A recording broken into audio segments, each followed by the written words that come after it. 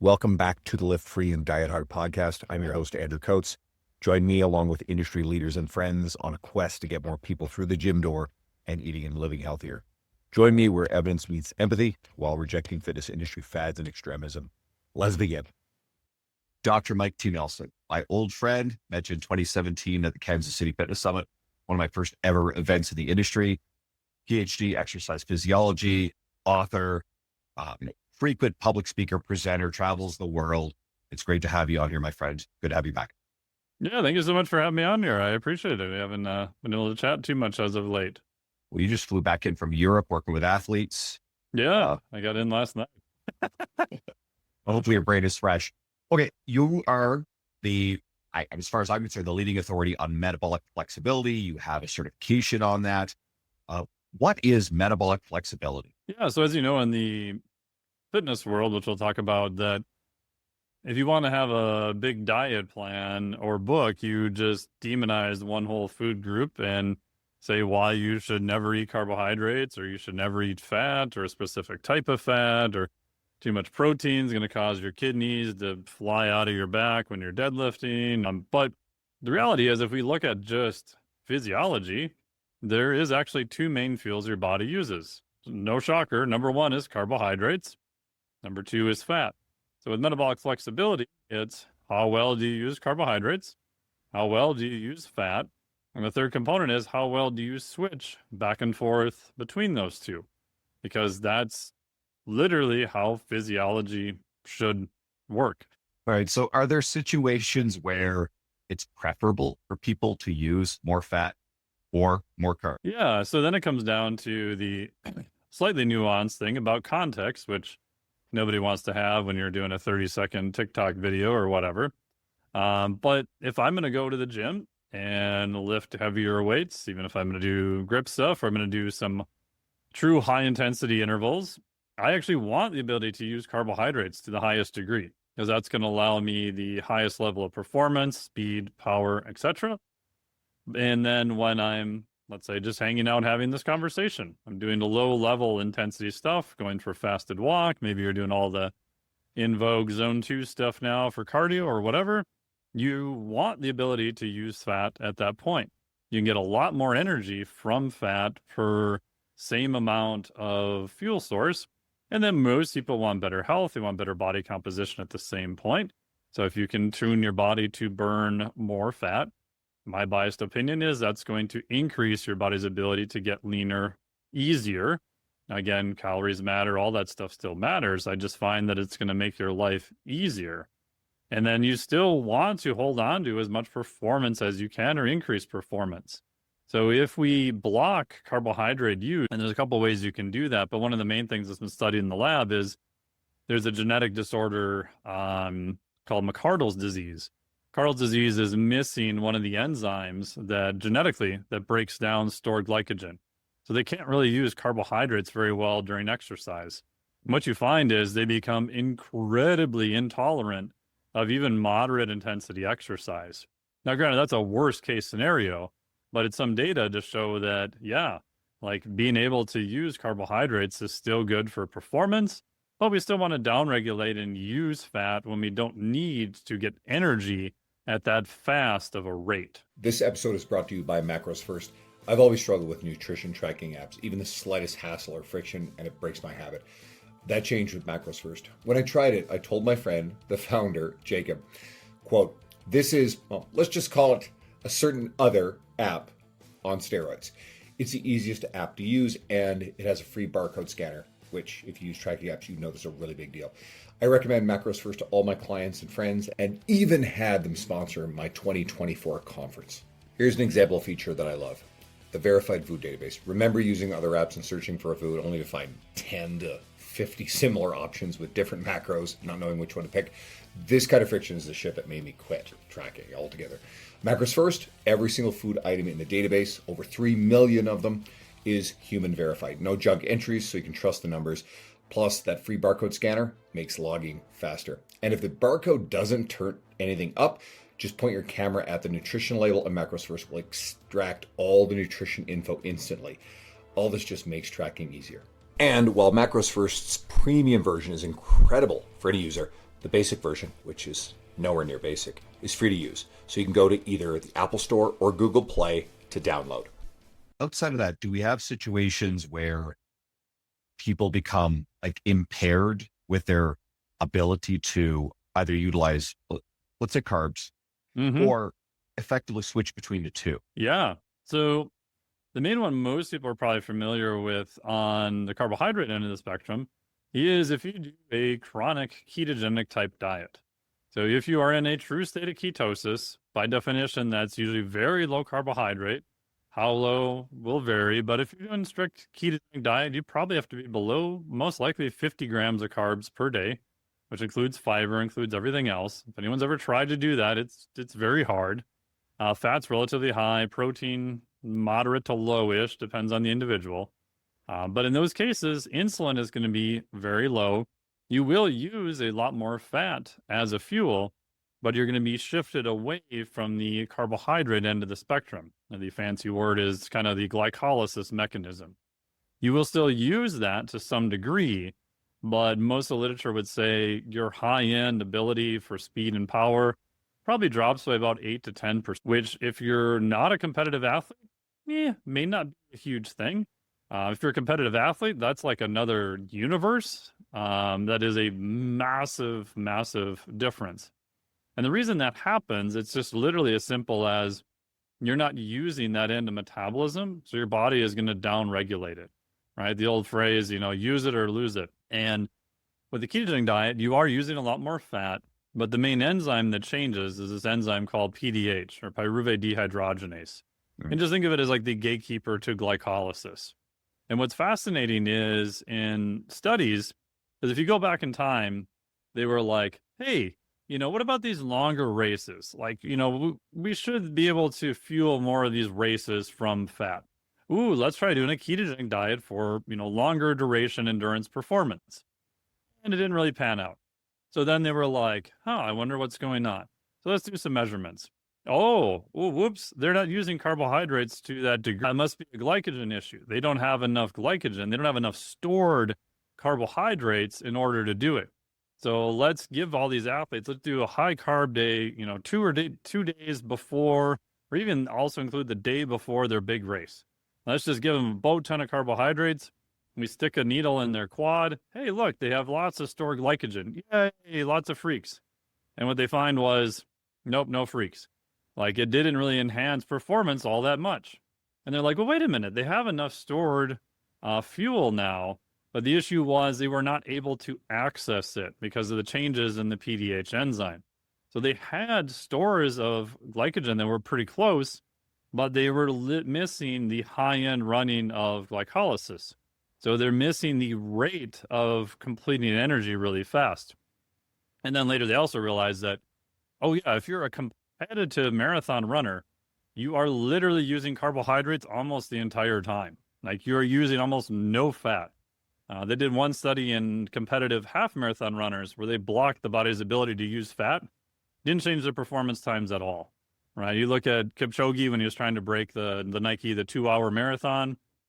I believe, and I could have got this number wrong, he was in excess of, I want to say 120 grams of carbohydrates per hour. It was over 100.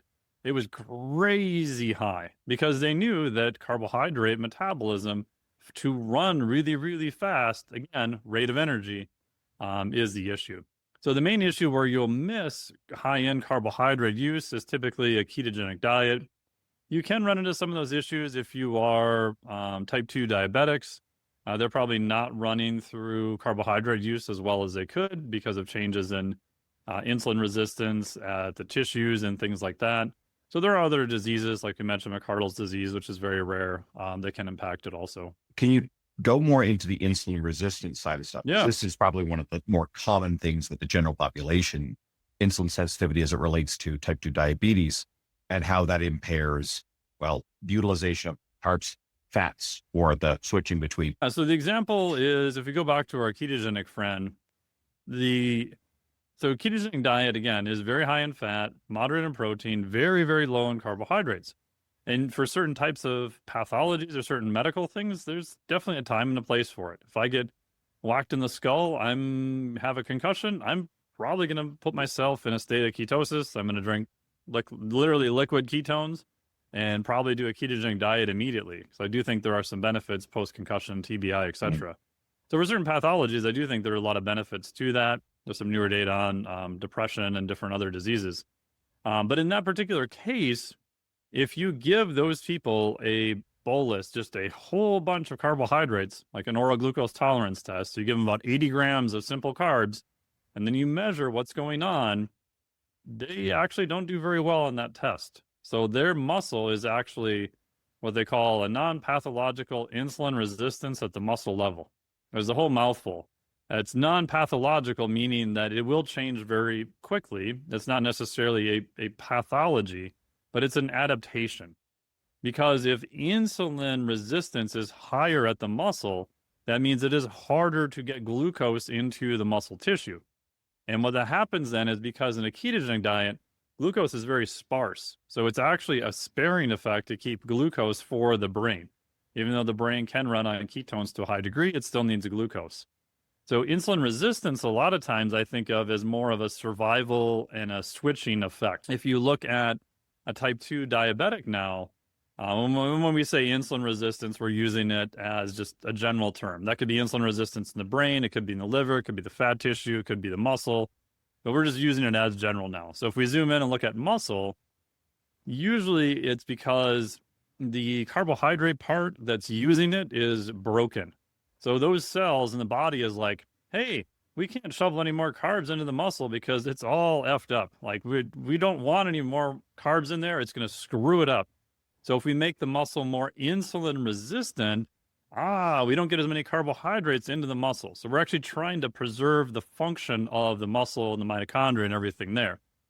The downside is that backs up into the bloodstream, backs up into the liver, and you just end up having all sorts of issues related to it. The body's solution then is like, oh, okay, well, maybe if we just jack up insulin more, we can kind of get all of this glucose out of the bloodstream. Because it's kind of like, okay, pick your poison. We know that if glucose in the bloodstream gets too high, it's going to be an issue. We definitely know if it gets too low, that's an issue. So we have to try to store it somewhere. So let's maybe store it more in fat tissue. We could have that in intramuscular triglycerides. It could be in subcutaneous fat. Could be in liver fat. So you see like non-alcoholic fatty liver diseases, etc. So insulin is more of the fuel selector switch. In a healthy person, high levels of insulin are going to push your body to actually start burning and using more carbohydrates. So if we took you and said, Andrew, we're going to give you at rest, we're going to put a metabolic card on you, and we're going to measure all the fuel that's being used. We'll poke you a few times. We'll look at glucose and insulin. And we give you a whack ton of glucose. You get 80 grams of glucose. In you, a healthy, metabolically flexible person, you will see that you actually start oxidizing and burning more carbohydrates, even at rest, even not doing any intense exercise. That's because your insulin levels went up. Your body's like, hey, we just got this huge flux of carbohydrates.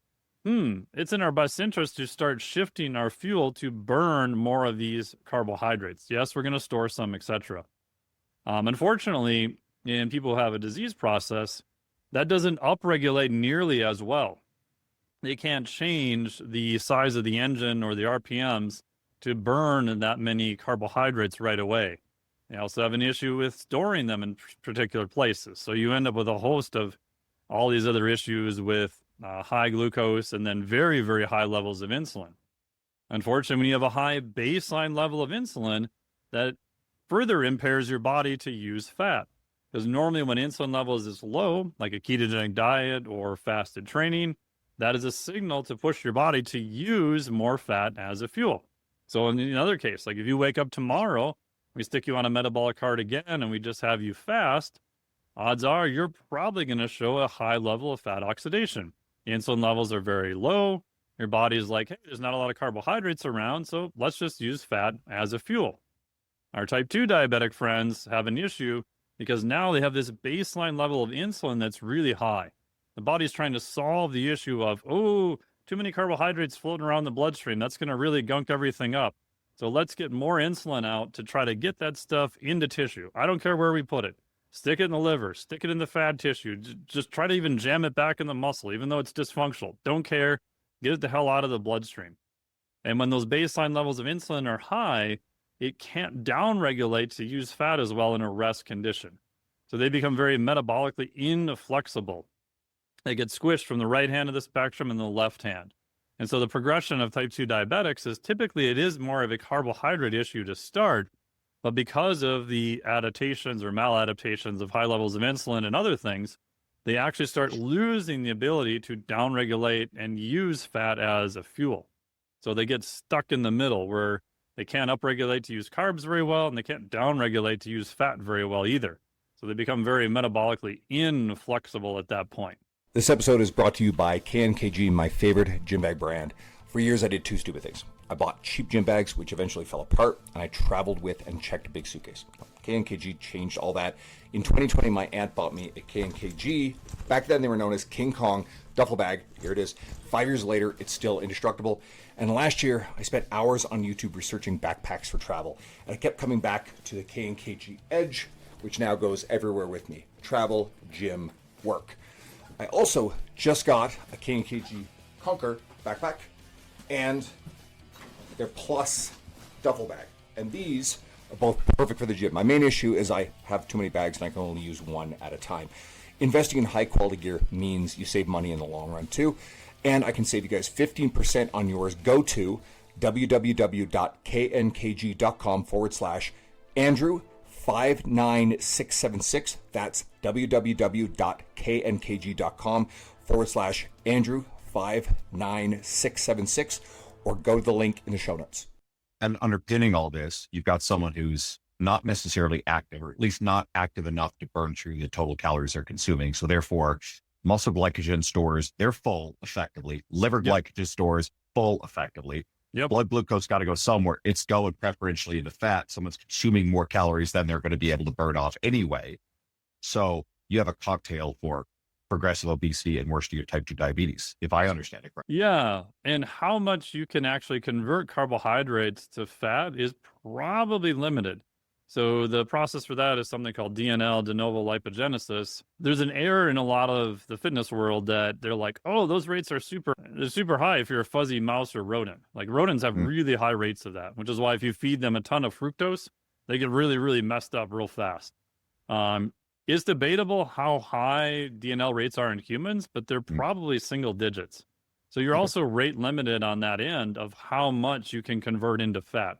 Now, that probably does upregulate in the terms of a type 2 diabetic, and you definitely are converting off some for sure, but you've got this flux that's stuck in the bloodstream. And that's why you see blood glucose go up over time. What happens then? You start glycating tissue, you start making it sticky. You end up with, diabetic neuropathies and clogging off blood vessels and all these other downstream metabolic issues. And then back to your movement thing, if you're not moving very much, you're missing out on being able to pull substrate out of the bloodstream. So a lot of healthy individuals have what's called, there's insulin-mediated and non-insulin-mediated uptake. People are mostly familiar with insulin-mediated uptake, meaning I have a bunch of carbohydrates, insulin goes up, great. That body then switches to burning a lot of those carbohydrates and then storing them via primarily a GLUT4 mechanism into muscle tissue. But what they forget is that maybe, again, this is from pancreatized dogs, so who knows how it translates to humans, but maybe in a walk, like 60 to 70% of what's being pulled out of the bloodstream for glucose use is actually just muscle movement.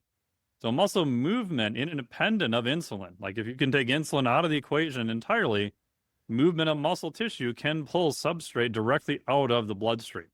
So we don't even always need insulin around, which is why if you're a type 2 diabetic, movement is going to be your friend, like big time, like walking, movement, exercise, cardiovascularly, lifting. There's multiple mechanisms at play, but one of the very simple ones is just that contraction of muscle is able to pull glucose directly out of the bloodstream, independent of insulin also. Are there any other things going on that matter? Well, actually, let's frame it differently.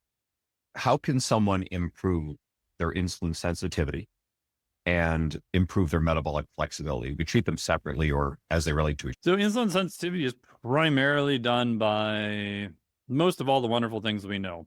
A big one people forget is sleep.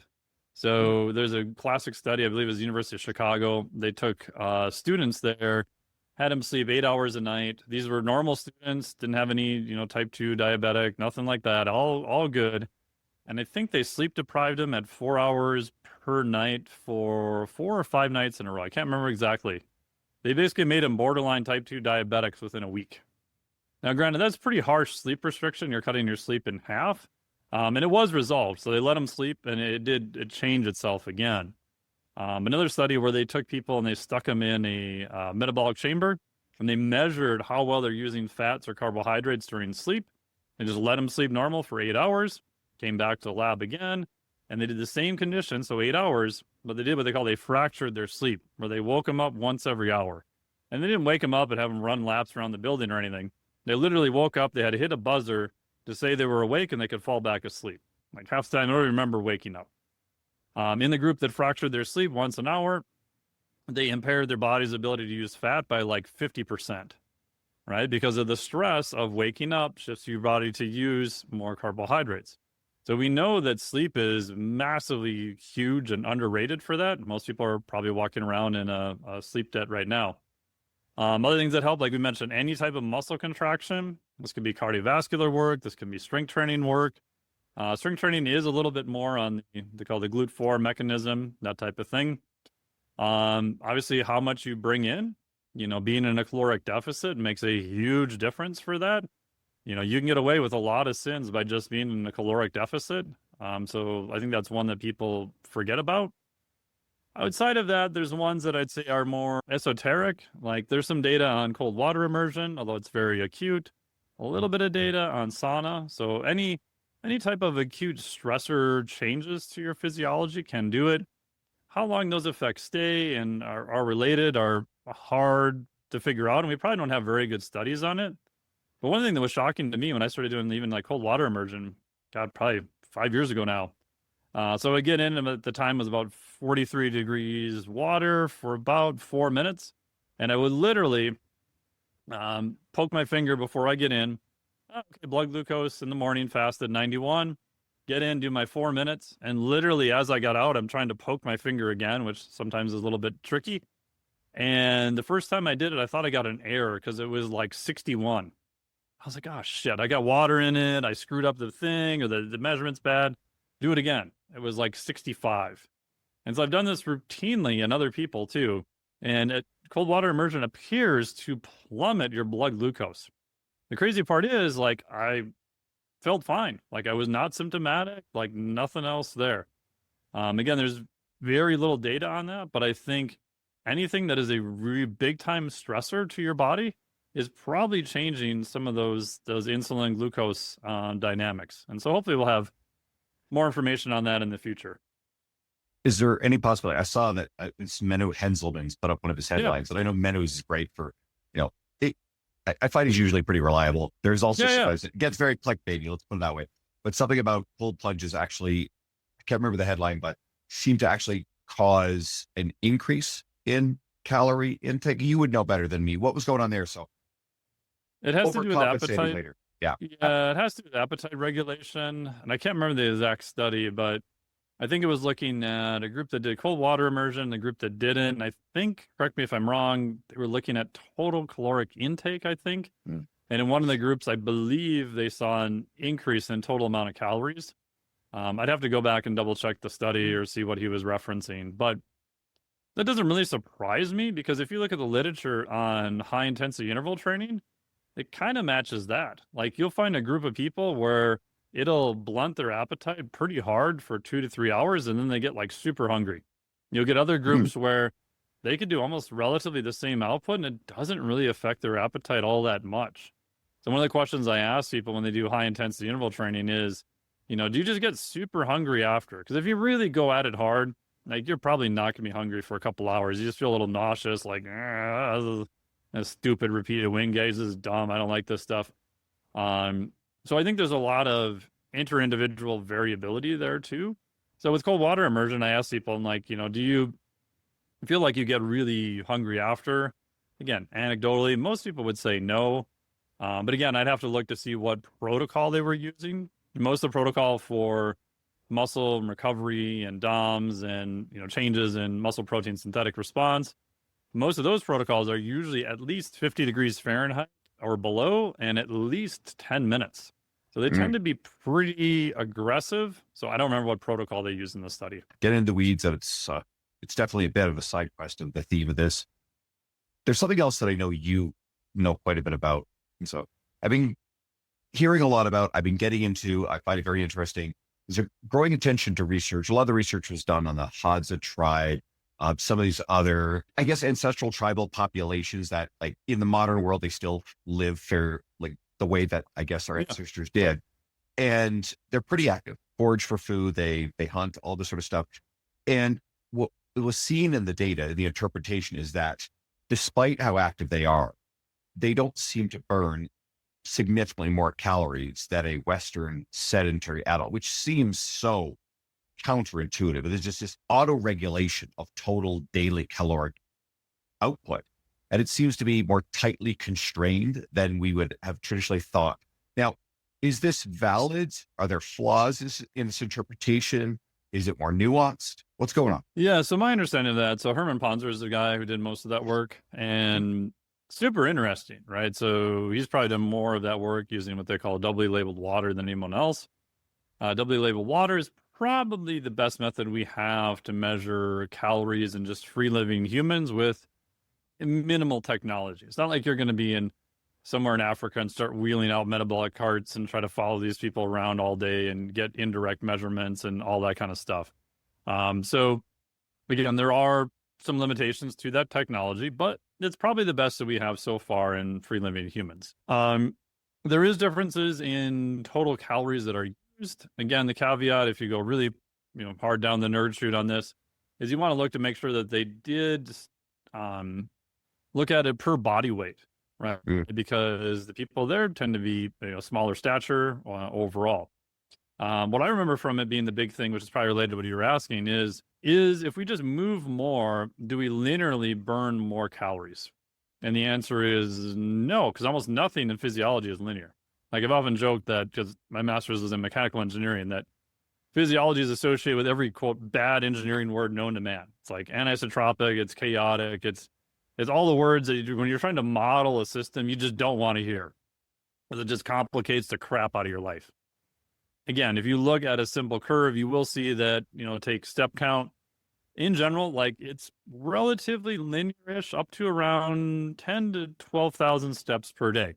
Meaning, in general, if you walk more, you will burn more calories by a predicted equation in a relatively linear fashion.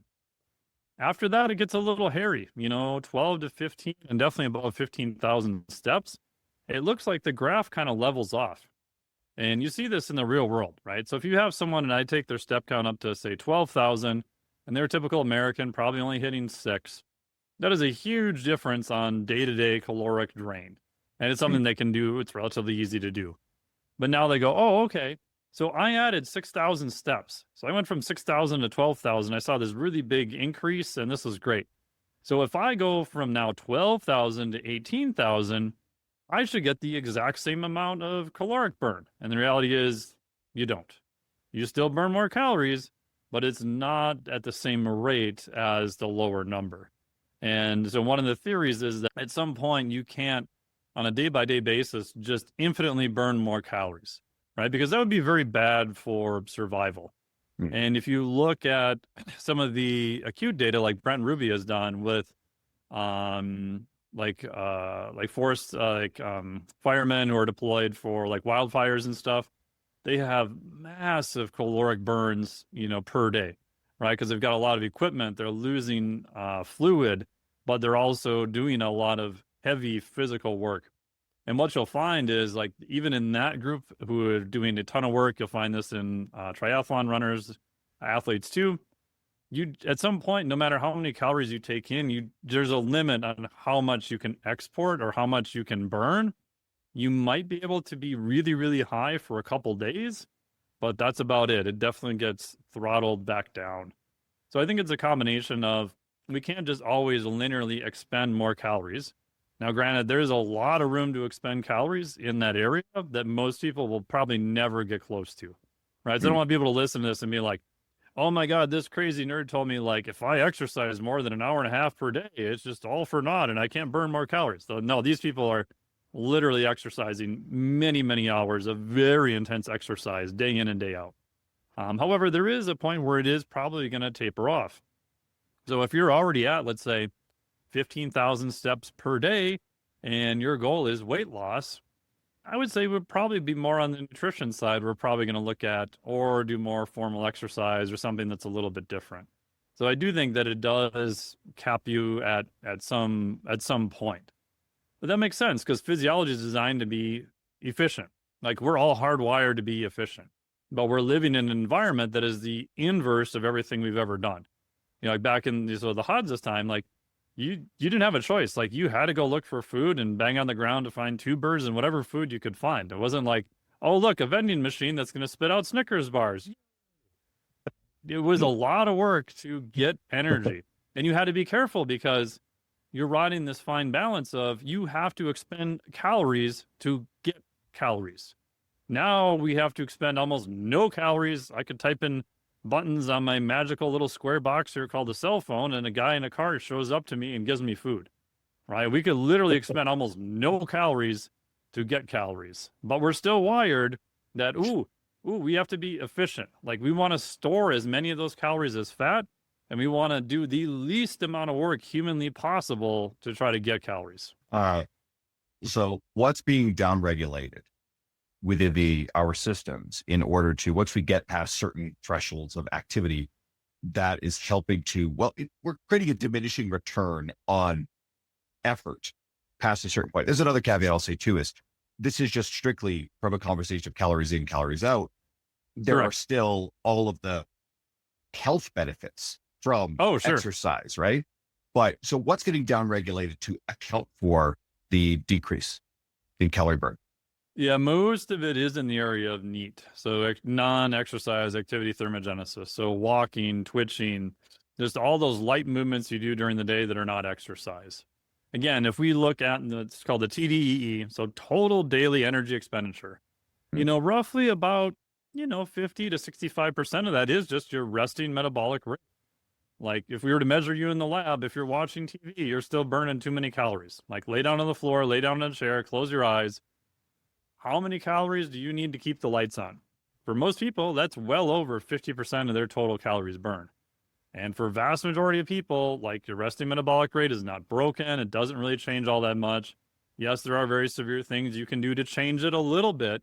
We're talking a few hundred calories here. Like, I'm a weirdo, so I have like an actual metabolic cart that I use to measure people at my house and my gym in the garage. And it's crazy how many people are like, oh, my resting metabolic rate, it's broken, bro. I'm sure it's like 700 calories a day.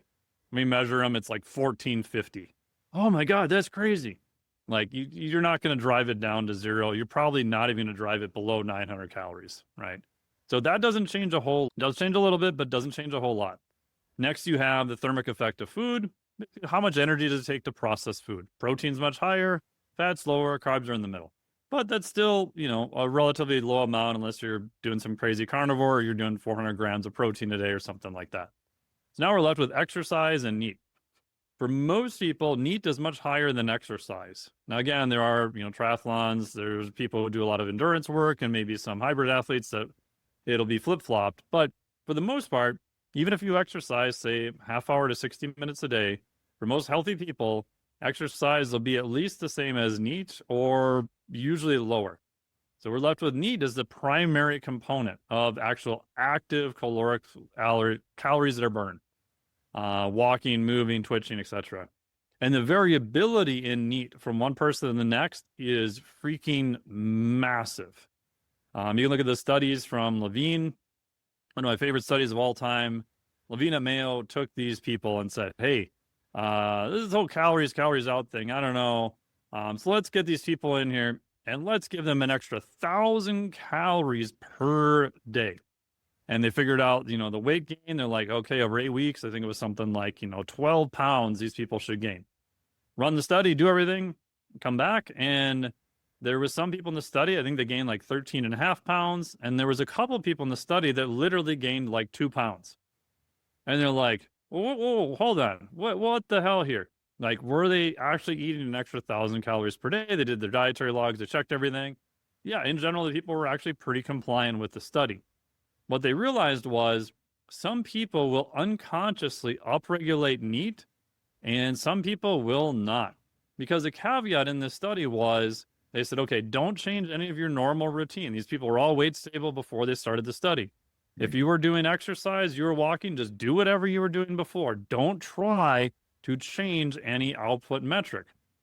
So the people who gained only the 2 pounds, on interviews, they're like, hey, man, I didn't change anything. And they're like going, what the hell's going on? And what they realized was some people, when you overfeed them, they become more sympathetically ramped up and they walk, they twitch, they actually actively burn those calories off.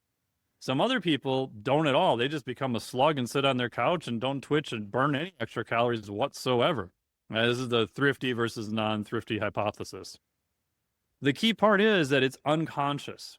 The people did not know they did this, or they did not know that they did not do that. And so that's the part where when you're looking at calories in, calories out, and you work with actual live humans in the real world, where it gets messy because said human comes in and they're like, I don't know, bro, like I'm not eating anymore. I'm not changing anything. I'm not doing anything else.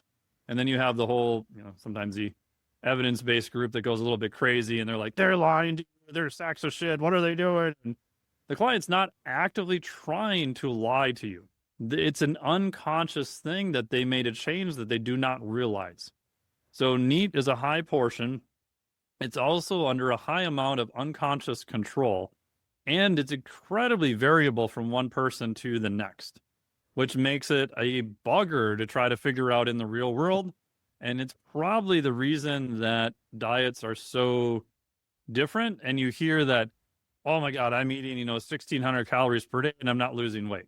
One, people are horrible at, figuring out how many calories they actually eat. That's definitely 100% true.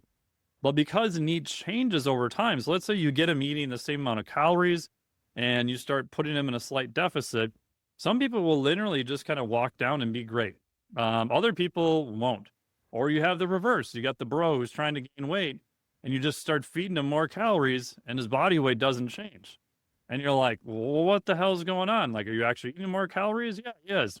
He's upregulating his NEAT to be burning more of those calories all the time. So it works both going up and it works both going down. So the key then, what I do is, can we try to make them more conscious? Let's give them a step count. Let's have them monitor their steps. Like, let's ask them, do you feel warm? Do you feel cold? What did you do during the day? Do you feel like you're moving around more? Are you twitching? Do you do the laundry more? Or it's all of a sudden like your dishes and your laundry pile in your house like massively huge and you have no idea why, right? Like weird stuff like that can happen because most of these NEAT processes are unconsciously controlled. And that's what I think makes it the hardest part for troubleshooting all of that. Long-winded answer. No, this is absolutely glorious. It got me thinking. It's come up in my brain a couple times, but I know plenty of people who are neurodivergent, right? Call it autism spectrum disorder, et cetera, Yeah. who are, and again, I'm not an expert in this. I know that you get the societal examples in your movies, like whatever, Rain Man or whatever, which are probably more fictional than anything else, who are not super functional, but we actually have tons of people who are like highly functional. In fact, there's probably an interesting number of the really smart people in our industry who are probably neurodivergent. Is there anything to a neurodivergent brain using more glucose and actually, is that more anecdotal and just fluff, or is there actually something there? Because now I'm thinking about at least a couple of my clients who are neurodivergent. The answer is I have no idea, to be honest. Yeah, the hard part is trying to figure out substrate use across the brain is really tricky, right? Because we can put a metabolic card on you and we could tell system-wise what's going on. Cool, okay. But now if we said, what about just the brain? There's nothing we can do with the metabolic card that'll give us that answer. If you said, well, what about just muscle? Well, with muscle, we can actually do different studies where Dr. David Kelly did this originally. He was the guy who coined the term metabolic flexibility. So they did this in the quad muscle where they just started jamming in a bunch of glucose and measurements and fat. And we can air quote what's called clamp on muscle. And clamp just means we're going to raise glucose or insulin to a certain level, and then we're going to measure to see what happens. So a lot of times they'll do this across muscle. They'll put 2 IVs in or across your system. They'll put a crap ton of glucose in one, a crap ton of insulin in the other one. And they're just seeing how high we can get both of these, right? And that gives us some idea of what's going on metabolism-wise. But you can't really do that across the brain, right? So trying to get energy measurements, you can maybe infer it maybe from, some type of MRI or MRS maybe. But I don't know good ways of trying to figure that out. You can do PET scans or things like that where you can look at regional changes and regional activity. But as like a whole system, my understanding is it's kind of tricky to figure. I'm not sure where I got that idea. It seems to be one of those things that floats around, and I usually have a pretty good filter for things that mechanistically don't make sense versus might, that or fluff. And that one's one of those ones I'm like, I thought there might have been something to it, but could be. That makes sense. Yeah.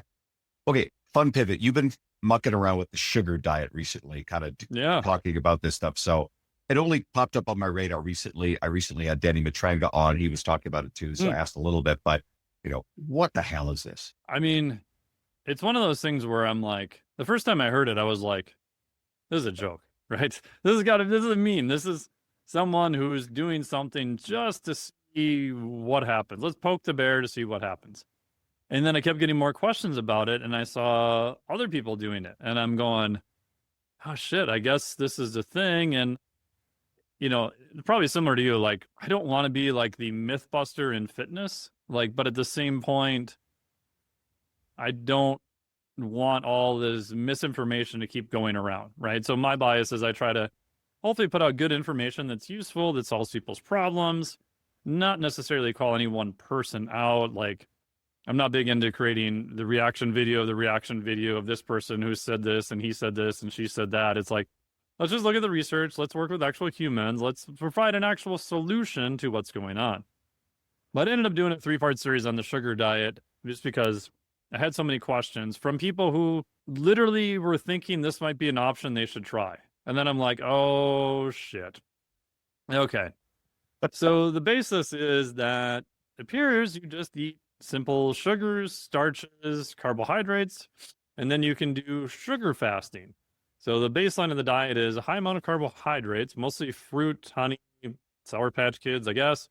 Protein is limited to 80 to 100 grams, mostly in the evening, and then super low fat, like 30 grams or less fat.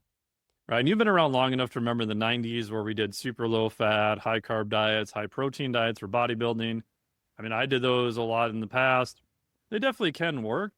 But bro, like trying to do 30 grams of fat or less per day, you can do it, but it is also very hard to do in the real world. You will also impair hormone production for sure if you do that long term. There's plenty of data on that, both in males and females.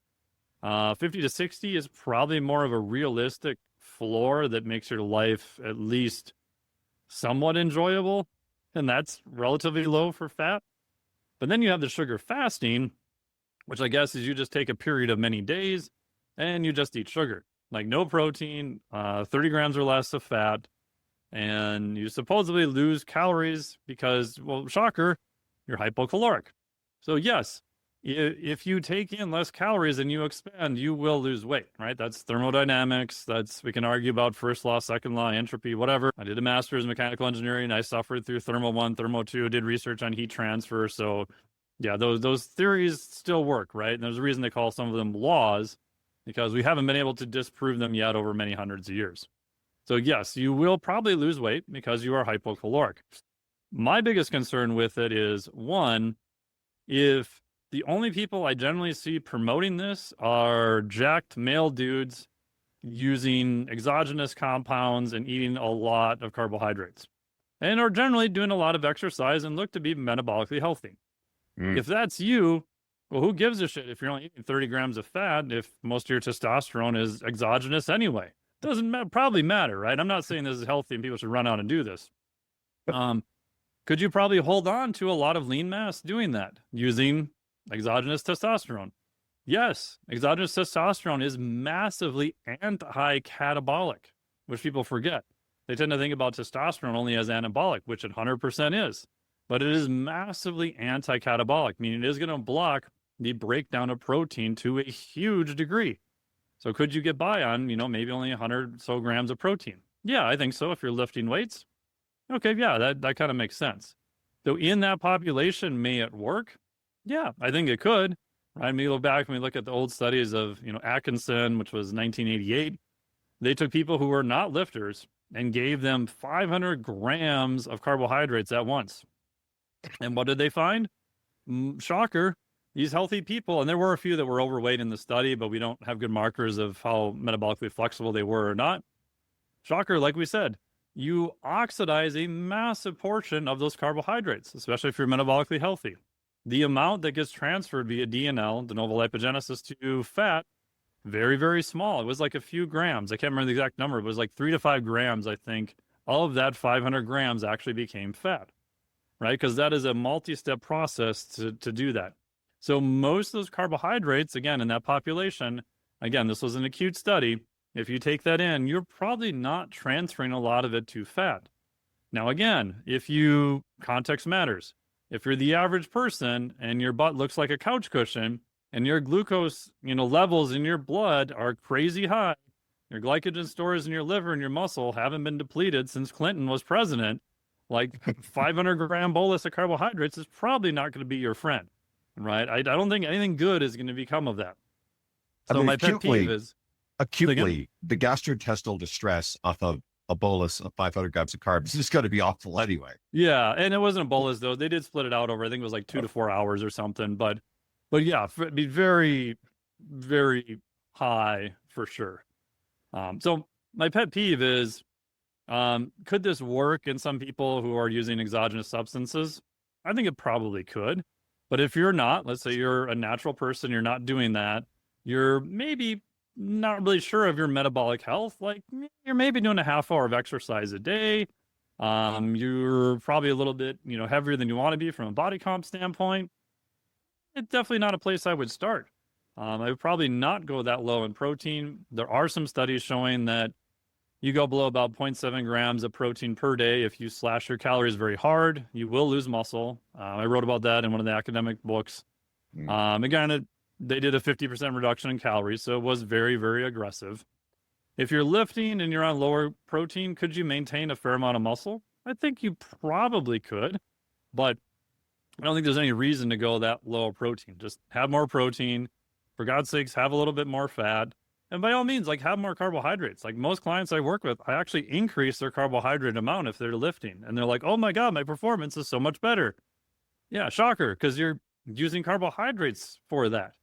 So that's my pet peeve, is that it's looked like this is the solution for everyone. And my bias is a little bit disingenuous because they're not stating the conditions of which they're performing it under. Now, again, most of these people are promoting it, like they're not shy about stating they're using, anabolic substances. So I'm not trying to call anyone out for something that they haven't already publicly said. But I think in the fitness world, we forget that a lot of new people probably don't know that.